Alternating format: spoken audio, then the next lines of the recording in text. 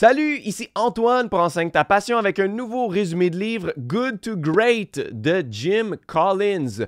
Comment est-ce que certaines compagnies qui étaient dans la moyenne ou qui avaient des résultats corrects ont fait pour complètement décoller et atteindre des niveaux d'excellence et ne plus jamais regarder en arrière. C'est un livre qui a déjà 25 ans, mais les principes qu'il nous apprend et qu'il nous enseigne dans ce livre-là sont totalement intemporel. Et juste avant de commencer, eh bien, ne quitte pas cette vidéo si tu travailles seul parce que ces principes-là peuvent être tout autant appliqués à des entrepreneurs qui travaillent seuls. Moi, sur ma chaîne, j'aide les solopreneurs, des gens qui ont une passion et qui veulent la vendre sur Internet en vendant des formations en ligne ou du coaching ou des produits ou des memberships.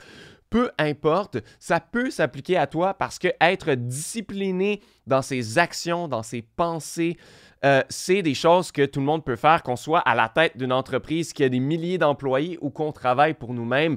La majorité de ce qu'on va voir peut s'appliquer à toi. Donc, ne quitte pas ce résumé, ne quitte pas cette vidéo.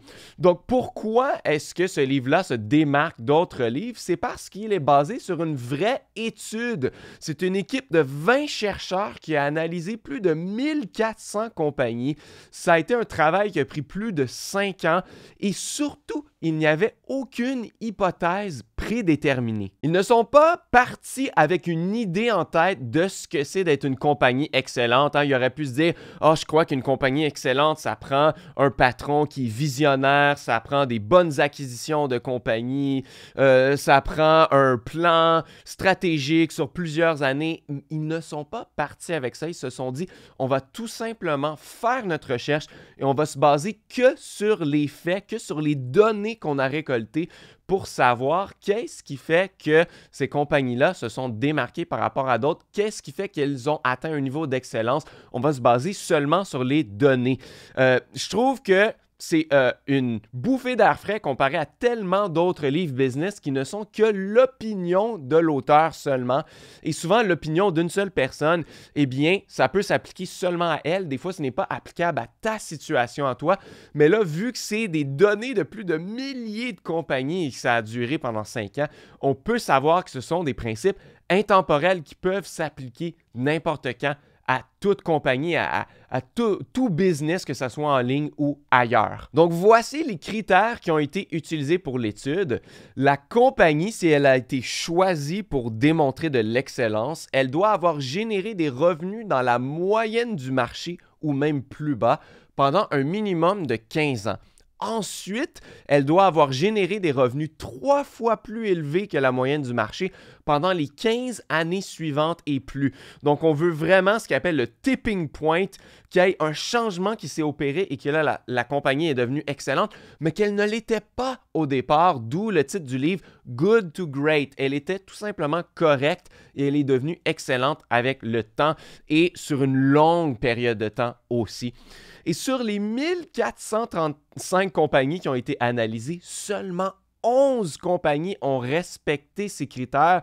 Et ça a du sens quand on y pense parce que si tu veux un niveau élevé d'excellence, c'est probablement seulement 1% des compagnies ou des gens dans le monde qui vont pouvoir atteindre un si haut niveau. Donc, ça aurait été un maximum de 14 compagnies, mais ça a été que 11 là-dedans. Et ils ont pris ces 11 compagnies-là, ils ont tout analysé à propos d'eux, les articles qu'ils ont interviewés, les patrons qu'ils ont eus dans toute leur histoire, les employés, pour découvrir qu'est-ce qu'ils ont fait de différent des autres. Et évidemment, ils les ont comparés à des compagnies de comparaison qui étaient dans les mêmes industries, dans la même époque, avec les mêmes chances, mais qui n'ont pas atteint cette excellence-là. Donc, c'est vraiment, vraiment fascinant. Et donc, ce qu'ils en ont tiré, ce sont les 7 principes que l'on va étudier dans ce résumé. Et le principe numéro 1, c'est le leadership de niveau 5. Pour atteindre un niveau d'excellence, ça prend un patron qui est aussi du plus haut niveau de leadership. Et je vais t'expliquer quels sont les 5 niveaux. Donc, ça, c'est directement pris dans le livre en anglais. Donc, je vais te le traduire en temps réel. Mais en temps normal, on a souvent 4 niveaux de leadership qui sont enseignés et il y en a un 5e qui vient de dévoiler dans ce livre-là. Donc, le niveau 1 de leadership, c'est tout simplement d'être un individu qui a de fortes capacités à produire des résultats en utilisant son talent, ses connaissances, ses aptitudes et de bonnes habitudes de travail. Le niveau 2, c'est de le faire en tant qu'un membre d'équipe, donc d'être un individu qui est capable de participer à des objectifs de groupe et de pouvoir atteindre de bons résultats dans le groupe et de le faire de façon efficace. Le niveau 3, c'est d'être un gérant qui est compétent, donc d'être capable d'organiser les gens et les ressources dans l'objectif ou la poursuite d'un objectif et de le faire de façon, encore une fois, efficace. Le niveau 4, c'est d'être un leader, donc c'est de catalyser l'engagement des gens de façon vigoureuse avec des objectifs clairs et de stimuler des performances de haut niveau. Et ça, c'est la majorité des patrons qui ont le plus de succès dans les compagnies, c'est ce qu'ils vont atteindre, le niveau 4. Ils vont avoir une excellente vision, ils vont être visionnaires, ils vont motiver les troupes, ils vont être capables d'avoir une vision que les gens vont suivre d'en haut jusqu'en bas de la pyramide, hein, du patron jusqu'au concierge qui va nettoyer et faire en sorte d'atteindre de super bons résultats. Le problème avec le niveau 4, c'est que tout repose sur les épaules du patron visionnaire. Dès qu'il va quitter ou qu'il va prendre sa retraite, eh bien, tout va commencer à s'écrouler de façon graduelle et on va réatteindre de bons niveaux, mais plus des niveaux d'excellence. C'est pour ça qu'il faut atteindre le niveau 5 d'excellence. Donc ça, c'est une personne qui est déjà un leader, qui est capable d'avoir une vision et de stimuler de haute performance chez les employés. Mais en plus, il va créer de l'excellence qui va durer dans le temps par un paradoxe d'humilité et de détermination professionnel. Donc, le leader de niveau 5, il démontre de la modestie et ne cherche pas d'adoration publique. On ne cherche pas à avoir des accolades, à devenir une superstar, à avoir des articles écrits sur nous, à vivre un style de vie complètement démesuré à cause du succès qu'on a eu. La plupart des CEO, des patrons qui ont été interviewés là-dedans, ce sont des gens qui vivent une vie normales, qui vivent dans la même maison depuis 30 ans, qui n'ont pas rien d'extravagant dans leur style de vie. C'est des gens qui ont de l'humilité, qui ont de la modestie. Le leader niveau 5 est aussi ambitieux pour la compagnie, mais pas pour lui-même ou son propre ego. Il ne veut pas atteindre l'excellence pour pouvoir prouver aux autres qu'il est bon. Il y en a même qui vont atteindre des niveaux d'excellence dans la compagnie et ne pas bien former son successeur pour que la compagnie ensuite retombe à des niveaux de médiocrité pour dire « Ah, vous voyez, c'était grâce à moi que la compagnie était bonne et non pas pour elle. » Donc, il ne faut pas faire ça, il faut être ambitieux pour la compagnie en tant que telle. On veut qu'elle ait du succès même quand on ne soit plus là. On veut un standard d'excellence pour l'excellence en elle-même. Le leader niveau 5 a la détermination de faire tout ce qu'il faut pour atteindre l'excellence. Peu importe les difficultés, il ne va jamais abandonner. Il va s'adapter à tous les changements qui vont arriver. Il va avoir la détermination pour le faire. Et le leader de niveau 5 donne le crédit aux autres quand ça va bien et il prend la responsabilité sur lui-même quand ça va mal. Donc, dans le livre, souvent, ils vont dire « Ah, les périodes de prospérité et de record de profit, on a tout simplement eu de la chance ou c'est en raison de mes associés ou c'est on a une excellente équipe qui a créé les résultats, c'est pas moi qui les a créés. » Et quand il y a eu des trucs qui sont mal allés, donc une période plus difficile ou des mauvaises acquisitions qu'il n'aurait pas dû faire. Il dit « Je prends la responsabilité de ces erreurs-là. Je me regarde dans le miroir. Ce n'est que de ma faute et que de moi. » Donc ça, c'est quelque chose que tu peux te poser comme question, même si tu travailles seul. Quand il y a des choses qui vont mal ou tu n'atteins pas les résultats souhaités ou quelque chose qui fonctionnait avant ne fonctionne plus, est-ce que tu blâmes les circonstances? Est-ce que tu blâmes les algorithmes? Est-ce que tu blâmes d'autres personnes? Ou est-ce que tu prends responsabilité de ce qui se passe et tu dis « Ah, les choses étaient en changement, je ne l'ai pas remarqué, j'aurais dû m'adapter, je ne l'ai pas fait, c'est ma responsabilité. » Donc ça, c'est une excellente qualité à avoir en tant que leader, que ce soit pour les autres ou pour soi-même, c'est d'avoir la modestie et l'humilité de prendre la responsabilité et d'admettre ses erreurs. Ensuite, le principe numéro 2, c'est le qui en premier et ensuite le quoi. Donc, le premier problème quand on arrive dans une compagnie où on essaie de bâtir un business en ligne, c'est de penser qu'il faille avoir un plan ou une stratégie miracle pour atteindre l'excellence. Et ça, c'est la technique de plusieurs CEO superstars. Souvent, quand une compagnie commence à ne plus avoir de croissance, eh bien, ils se disent, il faut faire quelque chose, on ne peut pas continuer comme ça. Et là, ils vont aller engager un patron superstar, disons, c'était le vice-président chez Coca-Cola. Il a vu c'était quoi l'excellence et finalement, ils l'ont amené et recruté à la tête de leur compagnie. Ils le paient un salaire de fou.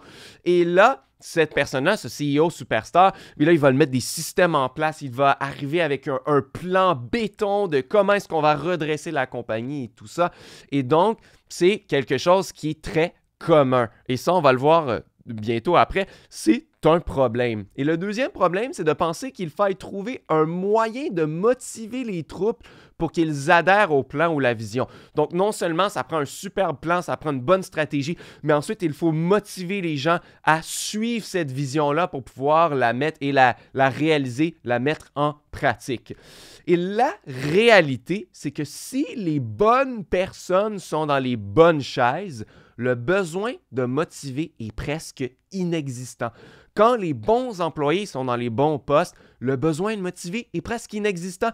Pourquoi est-ce qu'on a besoin de créer des systèmes, des stratégies, des plans et tout ça? C'est pour motiver les mauvaises personnes à embarquer dans un projet. La personne qui croit en ta vision, qui croit en tes valeurs, elle est déjà motivée de le faire. C'est pour ça qu'elle est engagée, c'est pour ça qu'elle a envie de travailler avec toi. Et donc, on ne veut pas se retrouver avec ce que l'auteur Collins appelle le génie avec 1000 assistants. Plusieurs compagnies ont atteint d'excellents résultats sous les ordres d'un patron visionnaire. Le problème, c'est que tout s'effondre lorsque le visionnaire quitte la compagnie ou prend sa retraite. Donc, on peut avoir un visionnaire qui est niveau 4 de leadership, qui amène de super bons résultats, des profits records pendant des années et des années. Il motive les troupes avec son plan et ses stratégies. Tout le monde embarque là-dedans. Mais dès qu'il quitte, ça retombe vers le bas et là, on revient dans la médiocrité. Donc, j'ai pris un petit screenshot dans le livre. Donc, justement, quand on est niveau 5 de leadership et qu'on commence avec qui en premier? Donc, premièrement, avant même d'avoir un plan ou de savoir quoi faire, il faut avoir les bons gens dans le bus. Hein? Get the right people on the bus. Il faut avoir une équipe béton de gens qui ont plein de talents, qui ont une superbe vision, qui peuvent bien contribuer. Et ensuite, on va se demander où est-ce qu'on s'en va dans ce bus-là. Parce que peu importe où on va, on a les bons gens qui y sont assis. Et la méthode, le génie avec 1 millier d'assistants, eh bien, il va se demander quoi faire en premier. Donc, avoir la vision, avoir la stratégie pour pouvoir conduire le boss. Et ensuite, on va prendre les gens qui sont déjà dans le bus, que ce soit les bons ou les mauvaises personnes, et on va essayer de les convaincre de se rendre à destination avec tous ceux qui y sont déjà. Et donc, le problème, c'est qu'on va mettre trop d'énergie à convaincre les mauvaises personnes de se rendre à destination et parfois, on ne va même pas se rendre à destination parce que ces gens-là ne sont pas qualifiés ou ils ne sont pas dans la bonne chaise ou ce n'est pas la bonne structure des choses. Donc, il faut commencer avec qui est-ce qui veut embarquer dans ce projet-là? Qui a les bons talents, les bonnes aptitudes et qui est placé dans le bon poste dans ta compagnie? Si tu travailles seul et que tu as quelques contracteurs, quelqu'un qui fait ton éditage vidéo, un directeur marketing ou peu importe, tu as une toute petite équipe, il faut quand même que tu te poses la question, est-ce que ce sont les bons gens? Est-ce qu'ils peuvent suivre mes valeurs, ma vision des choses? Donc, l'auteur Collins nous donne 3 règles pour gérer les personnes, gérer les gens.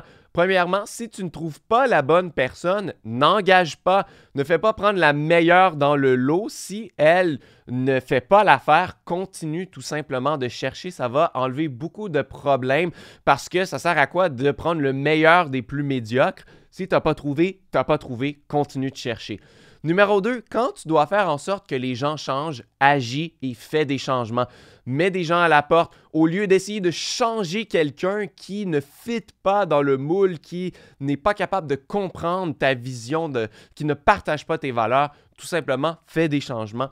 Et numéro 3, mets tes meilleures personnes sur les meilleures opportunités, pas sur les plus gros problèmes.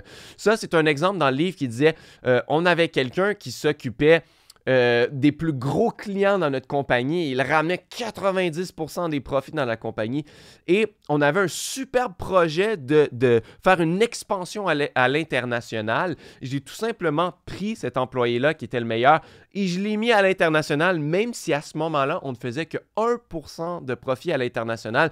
Même la personne, elle a dit « Est-ce que j'ai été rétrogradé? Qu'est-ce qui se passe? Je ne fais plus l'affaire. » Et non, il lui a dit « Non, justement, tu es notre meilleur. Donc, on veut que tu développes notre plus grande opportunité. » Et justement, plusieurs années après, l'international a généré beaucoup plus d'argent que le local et ils ont eu raison de faire ce changement. Donc, se concentrer sur qui en premier et quoi ensuite. Le principe numéro 3, c'est confronte les faits brutaux, mais ne perds jamais espoir. Donc, il faut confronter les faits. Souvent, nous préférons mettre notre tête dans le sable et éviter d'affronter la dure réalité si elle ne nous plaît pas. On va faire ça en continuant de faire ce qui fonctionnait, mais ce qui ne fonctionne plus en ce moment. On se dit, on a toujours fait ça. On entend tellement de compagnies. Oui, mais on a toujours fait ça comme ça. On se fie à ce qu'on pense au lieu d'aller chercher des preuves tangibles. Le meilleur exemple, c'est le livre. Hein? Ils pensaient plein de choses, mais ils se sont basés seulement sur les faits. Même dans plusieurs chapitres, ils ont dit, on a hésité, on a débattu longtemps dans notre équipe de 20 personnes à savoir est-ce qu'on inclut ce chapitre-là ou non? Est-ce qu'on fait un chapitre là-dessus? Parce que, justement, ils voulaient mettre seulement ce qui était basé sur des preuves tangible. Donc, est-ce que tu vas aller chercher ces preuves-là ou tu te fies seulement à ce que tu penses? Ou on refuse de s'adapter à de grands changements. Et donc, pour confronter les faits, il faut créer un climat où la vérité est entendue en tout temps. Donc, il y a une différence entre donner la parole à quelqu'un et entendre quelqu'un. Donc, on peut justement dire « Ah, fais valoir ton opinion dans une réunion », mais on a déjà notre idée en tête de ce qu'on veut faire. On ne fait qu'entendre la personne, mais on va faire quand même notre propre plan, peu importe ce que les autres disent.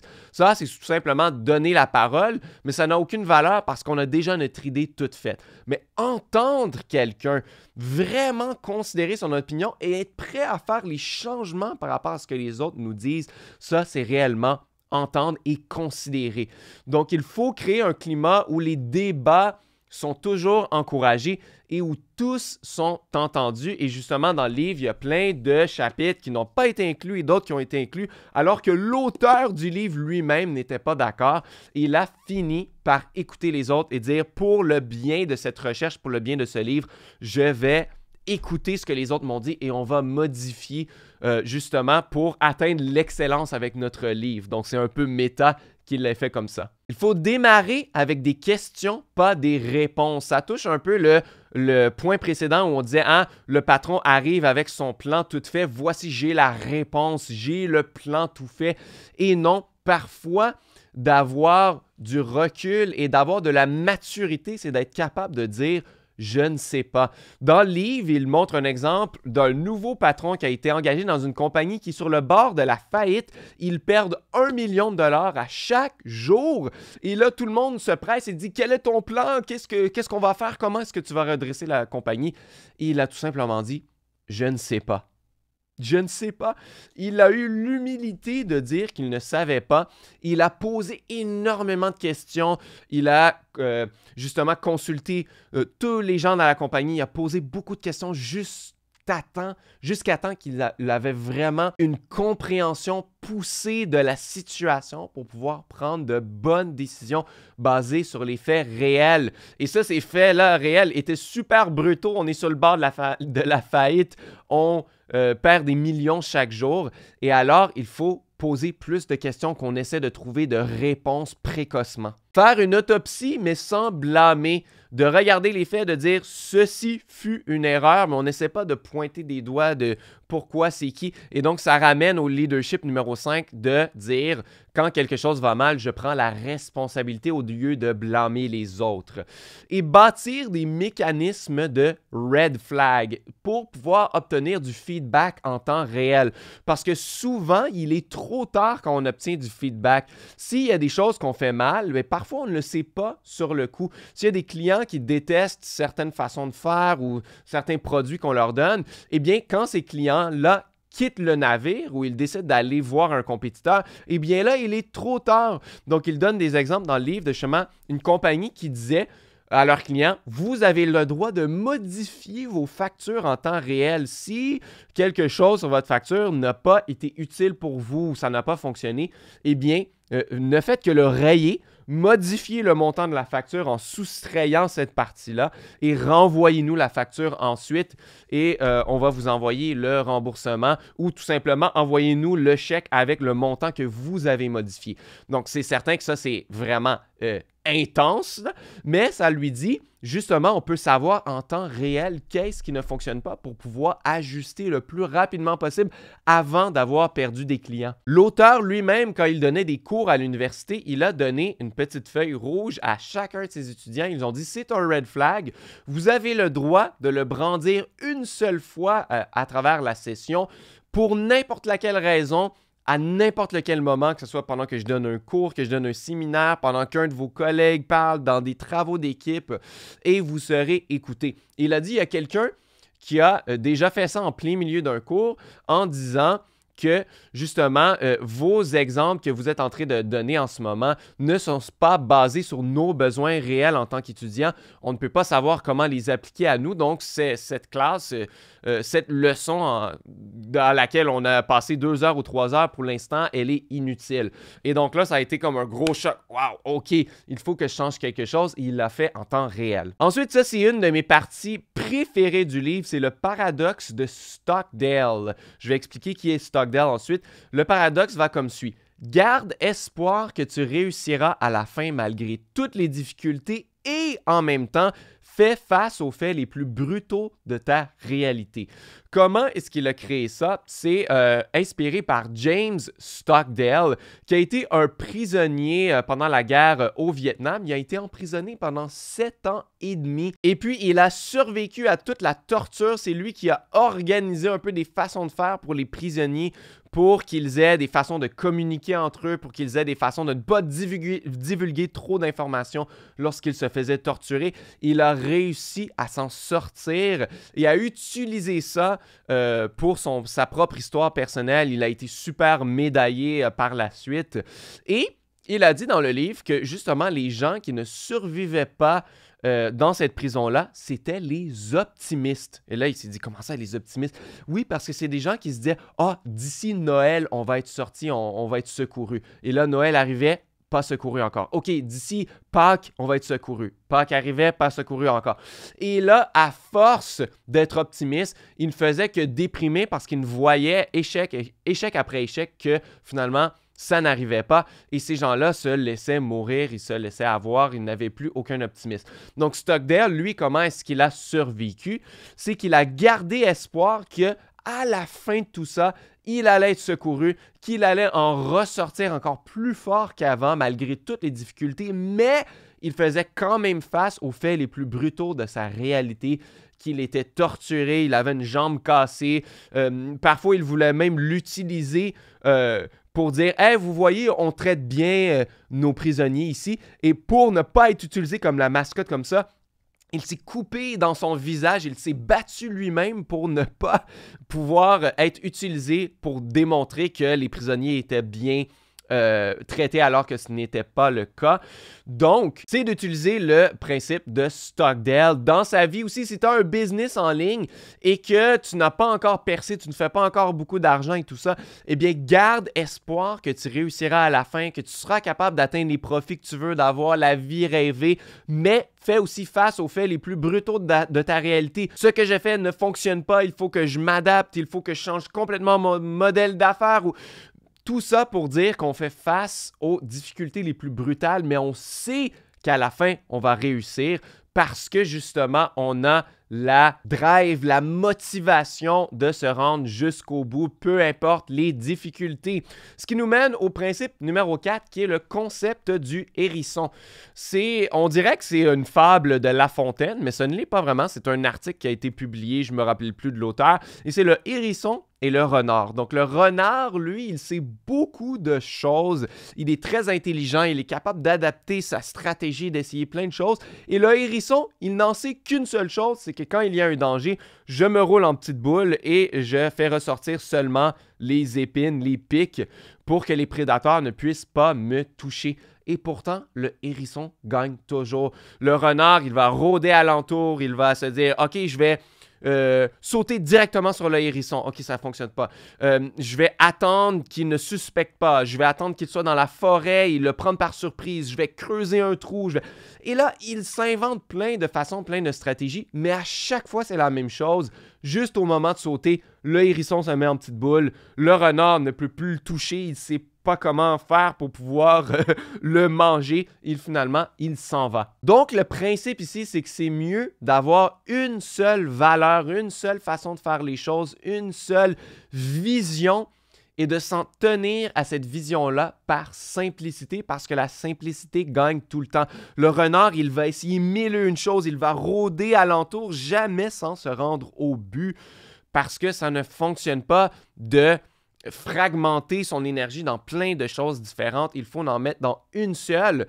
Comme quand je l'ai fait dans mon résumé du livre « L'essentialisme », on atteint beaucoup plus de résultats quand on va dans une seule direction au lieu de 1001 directions à gauche et à droite et faire 1 millimètre de progrès. Donc, selon l'auteur, il faut être à l'intersection des 3 cercles. Il faut que notre idée la plus simple possible se retrouve au milieu. Le premier cercle, c'est quelle est ta passion? Qu'est-ce que tu es super passionné à propos de ça? Le deuxième cercle, c'est dans quoi est-ce que tu peux être dans les meilleurs au monde? Et le troisième cercle, c'est qu'est-ce qui te rapporte de l'argent? Qu'est-ce qui rapporte des profits? Donc, il faut que ça soit la passion, les compétences et l'argent. Et quand on se retrouve au milieu, ça fonctionne très bien. Donc, c'est pour ça, moi, ma chaîne s'appelle « Enseigne ta passion ». Donc, c'est un des 3 cercles, mais je parle aussi de business, je parle aussi d'argent et je parle aussi de compétences. J'ai fait une vidéo récemment aussi qui s'appelle Comment trouver l'idée business parfaite et je parle du talent stack.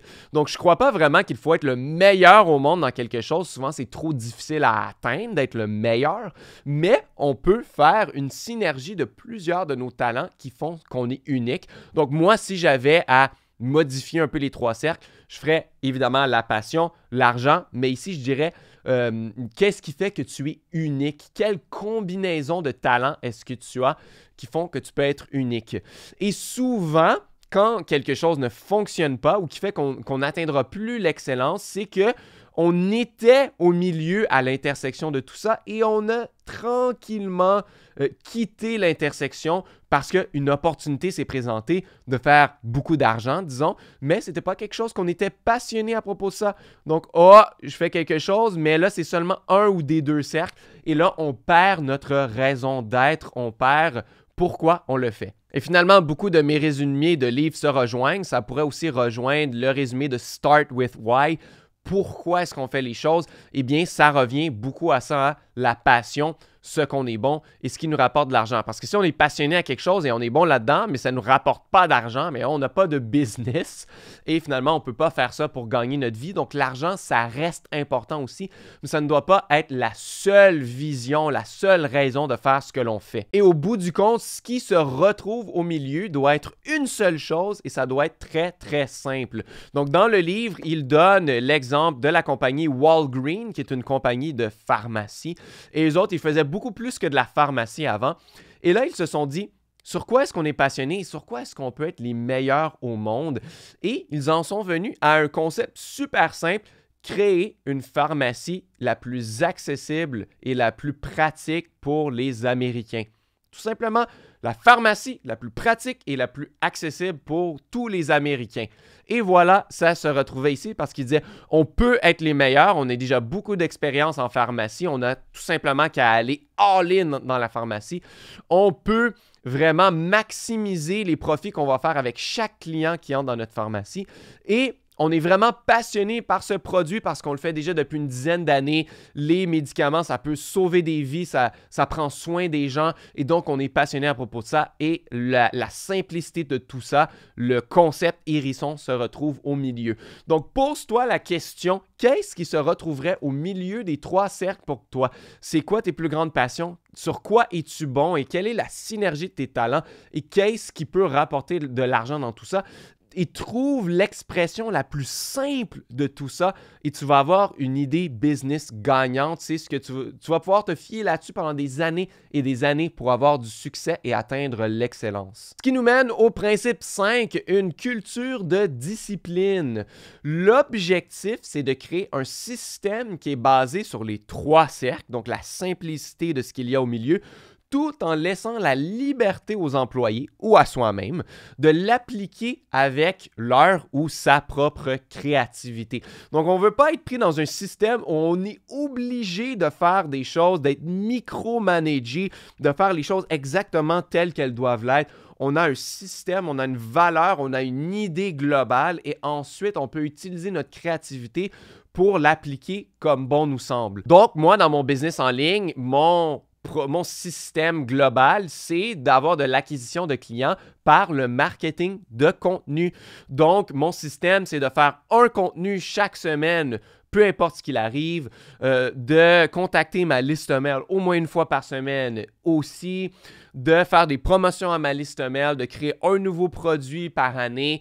Et ça, c'est mon système, mais ensuite, je peux l'appliquer comme je le veux. Je peux changer le format de mes vidéos, changer les sujets des vidéos, je peux faire d'autres types de produits ou de formations en ligne ou changer la façon dont je les offre. Et bref, je peux être créatif à travers ce système-là sans en être le prisonnier et devoir tout faire d'une seule façon précise. Donc, dans le livre, il donne l'exemple d'un pilote d'avion. Un pilote d'avion a un système très robuste mis en place. Il ne peut pas tout simplement sortir avec l'avion et décoller quand il veut. Il est toujours en contact avec la tour de contrôle, savoir quel est le trafic aérien, sur quelle voie est-ce que je me pose, quand est-ce que j'ai le droit de décoller et quand on arrive quand est-ce qu'il faut atterrir et tout ça, mais il peut quand même prendre certaines décisions. Donc, s'il voit que, on ne peut pas atterrir là parce que le vent, c'est pas optimal, eh bien, on va faire un tour de plus et on va se réessayer. On va peut-être atterrir ailleurs pour la sécurité des passagers. Ou on va peut-être... Et là, il prend certaines décisions pour la sécurité des passagers. À travers le système, il est quand même créatif dans sa façon de mettre en place ses compétences et son job de piloter l'avion et d'atteindre le résultat, d'arriver à destination sain et sauf pour tout le monde. Et c'est pourquoi il est si important d'avoir les bonnes personnes dans les bonnes chaises, car la motivation doit être intrinsèque et non extrinsèque.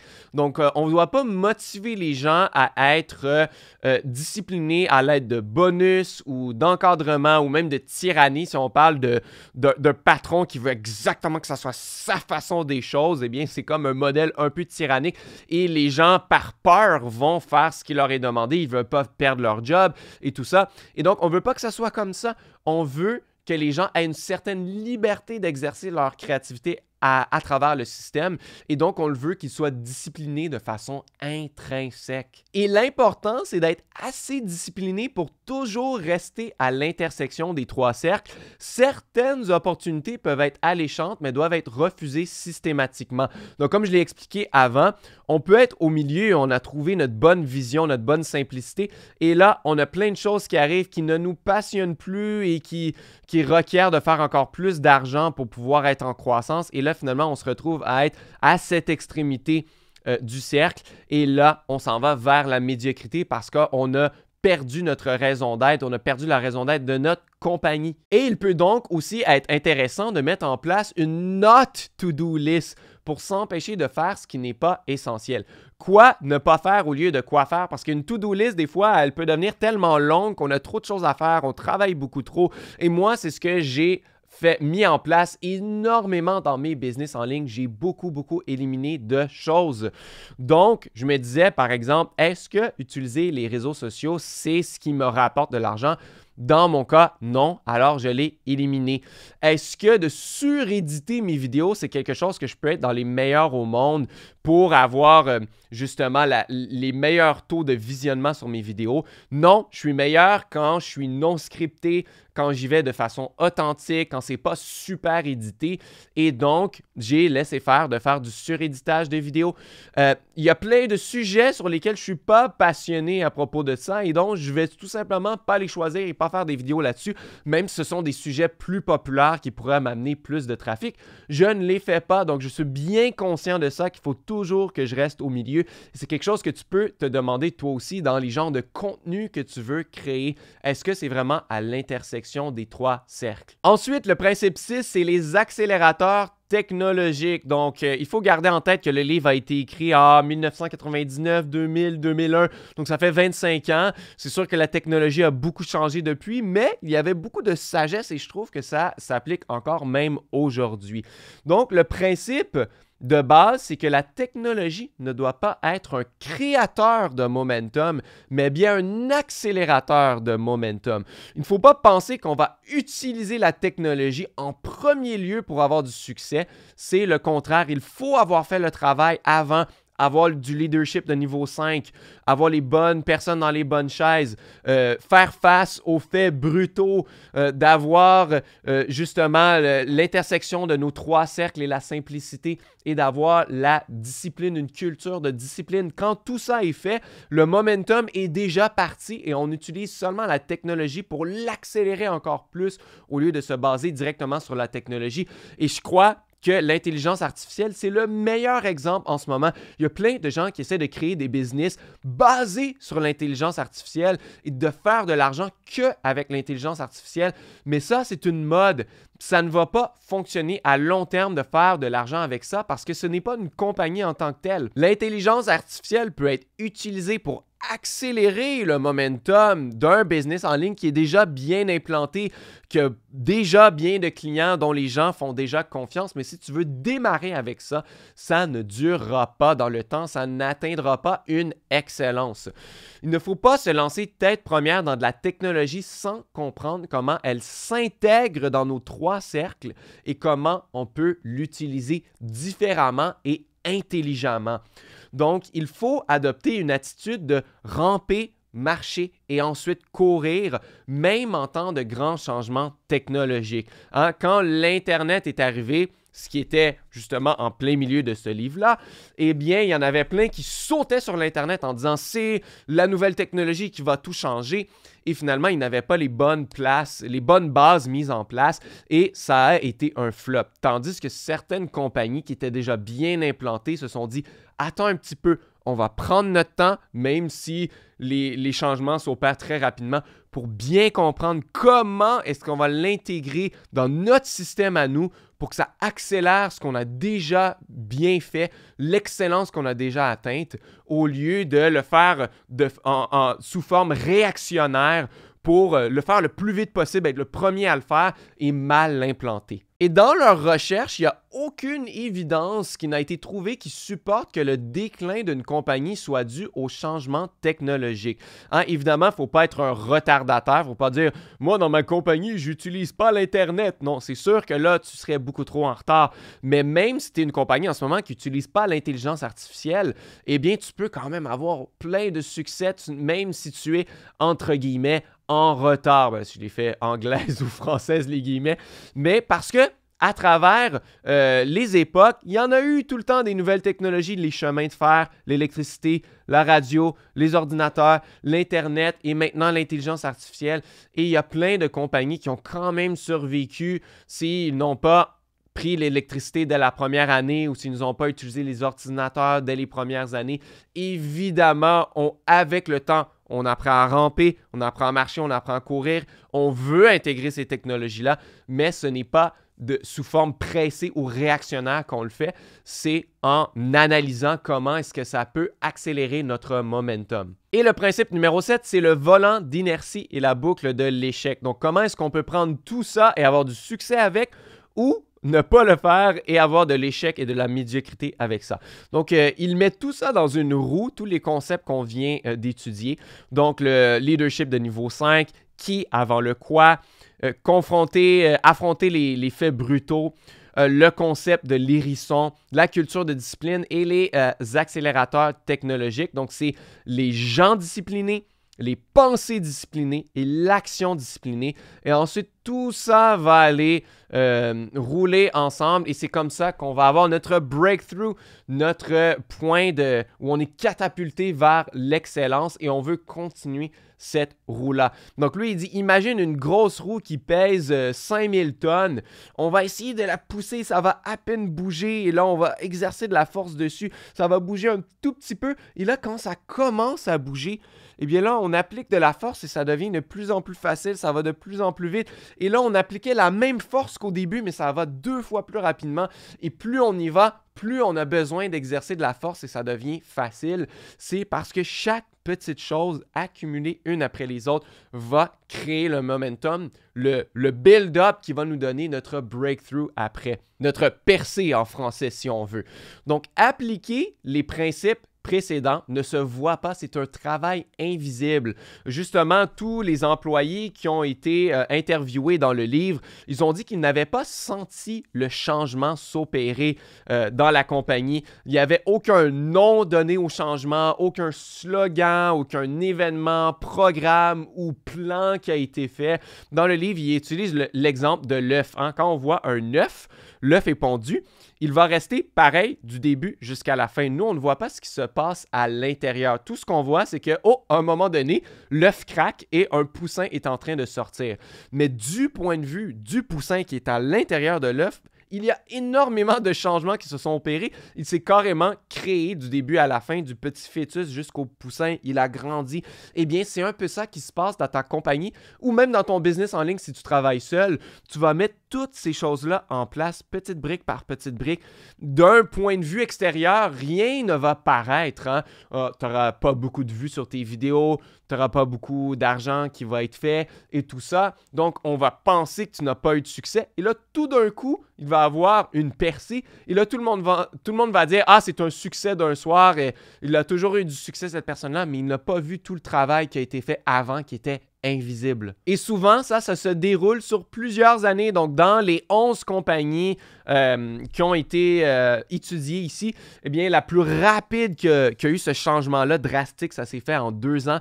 Et la plus lente, ça a été fait en 10 ans. Et j'adore qu'il dise ça parce que c'est quelque chose que je répète tellement souvent sur ma chaîne. Il faut se donner au minimum 3 à 5 ans. Et là, ils viennent peut-être de me donner le droit de dire jusqu'à 10 ans parce que ce travail-là, invisible, peut prendre du temps. Juste trouver son intersection des 3 cercles. Ça peut prendre plusieurs années des fois. On essaie, on est plus sûr et c'est des choses qui sont en constant changement aussi. Ce que tu es passionné, ce qui peut créer de l'argent et les façons de créer de l'argent en ligne et aussi tes propres talents, tes propres compétences vont changer aussi. Elles vont s'améliorer avec le temps si tu investis sur toi-même. Donc, tout ça, c'est un peu en constant changement aussi. C'est pourquoi ça peut prendre plusieurs années seulement à trouver cette intersection-là et ensuite à atteindre l'excellence, c'est encore plusieurs autres années. Donc, il ne faut pas être pressé si on veut avoir de l'excellence et qu'elle perdure dans le temps, il faut faire le travail de la bonne façon et ça prend du temps. Donc, l'excellence n'est jamais atteinte par une stratégie, un plan ou un événement miraculeux, mais par un processus lent, répété et imperceptible. Si tu n'as qu'une chose à te rappeler de ce résumé de livre ou de ce que moi j'enseigne en général aussi, c'est bien cette phrase-là. L'excellence n'est jamais atteinte par quoi que ce soit de miraculeux, mais par un processus lent, répété et imperceptible. Évidemment, le contraire se vaut aussi, c'est la boucle de l'échec. Donc là, j'ai pris une petite capture d'écran dans le livre. Désolé si ce n'est pas la meilleure qualité. Donc, on commence avec des résultats qui sont décevants. Et là, on entre en mode réactionnaire sans trop comprendre ce qui se passe. Et là, on va engager une nouvelle direction, on va créer un nouveau programme, un nouveau leader, un nouvel événement, une nouvelle mode ou une nouvelle acquisition. Et là, on va peut-être avoir des résultats, peut-être même de très bons résultats à court terme avec ça, mais vu que c'est en mode réactionnaire, eh bien, il n'y a pas de build-up, il n'y a pas de momentum qui s'est accumulé. Et vu qu'on n'a pas de momentum, éventuellement, on va retomber à des résultats décevants. On va redevenir réactionnaire, changer quelque chose de gros et on va aller dans le sens inverse vers l'échec, vers la médiocrité, au lieu de se baser sur des principes intemporel d'excellence. Et donc, maintenant, bravo, l'excellence a été atteinte, mais maintenant, comment durer et perdurer avec cette excellence-là? Le plus important pour durer, c'est d'avoir une valeur fondamentale plus grande que la réussite économique ou faire de l'argent. La majorité des compagnies qui n'ont pas perduré dans le temps, c'est des compagnies qui avaient plus à cœur le profit, que ça soit donner des profits aux investisseurs pour leur faire plaisir et que le stock augmente et que les actions prennent en valeur et que tout le monde soit content, qu'on puisse donner des dividendes à nos investisseurs, que les profits soient faits tout simplement pour le patron, pour qu'il puisse vendre la compagnie à grand profit et aller en créer une autre et la vendre ensuite et tout ça. Ça, souvent, c'est une compagnie qui ne perdure pas ou tout simplement pour pouvoir se donner un généreux salaire, un généreux bonus ou tout simplement chasser l'argent pour chasser l'argent.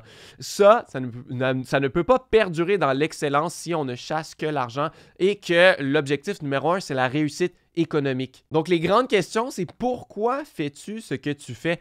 Quel impact veux-tu laisser sur les gens que tu aides? Quel impact veux-tu laisser sur le monde? Qu'est-ce qui te motive à te surpasser constamment plus que de l'argent? Il faut que tu trouves une réponse à ces questions-là pour pouvoir perdurer l'excellence dans le temps. Et la réponse à cette énorme question, c'est un livre complet du même auteur, Jim Collins, qui s'appelle Build to Last. En fait, c'est un livre qu'il a écrit avant Good to Great. Et il s'est rendu compte que Good to Great, en fait, ça doit venir en premier. Comment est-ce qu'on peut être normal ou correct et devenir excellent? Et ensuite, le livre Build to Last, c'est comment perdurer l'excellence dans le temps. On n'en parlera pas dans ce résumé. Il a été bien assez long aujourd'hui et je n'ai pas encore lu Build to Last. Peut-être qu'un jour, j'en ferai un résumé. Si je l'ai fait, j'irai te mettre le lien ici dans la carte plus haut. J'espère que tu as apprécié ce résumé. Si tu veux créer un business en ligne basé sur ta passion, eh bien, j'ai un guide gratuit pour toi. Tu peux aller le chercher. Premier lien dans la description. Je t'aide à créer un business en ligne passif et minimaliste pour que tu puisses faire de ta passion ton travail. Moi, j'ai pris ma passion pour enseigner la guitare. J'en ai fait des vidéos YouTube. J'ai créé un business en ligne et un système alentour de ça pour que mes formations se vendent assez passivement. J'ai vu un beau style de vie. J'ai pu démarrer une deuxième chaîne pour faire des résumés de livres que j'ai aimés et le faire que par plaisir parce que j'ai le temps, j'ai la latitude de le faire, j'ai un beau style de vie flexible et j'aimerais que ce soit la même chose pour toi aussi. Donc, si tu veux en apprendre et comment le faire de façon minimaliste, va chercher mon guide gratuit, premier lien dans la description. Et si tu veux voir plus de résumés de livres, tu peux t'abonner à ma chaîne, j'en ferai certainement beaucoup d'autres. Et d'ailleurs, à l'écran en ce moment, je t'en mets un autre que tu peux regarder tout de suite. Merci beaucoup d'avoir écouté et on va se revoir très bientôt dans une nouvelle vidéo.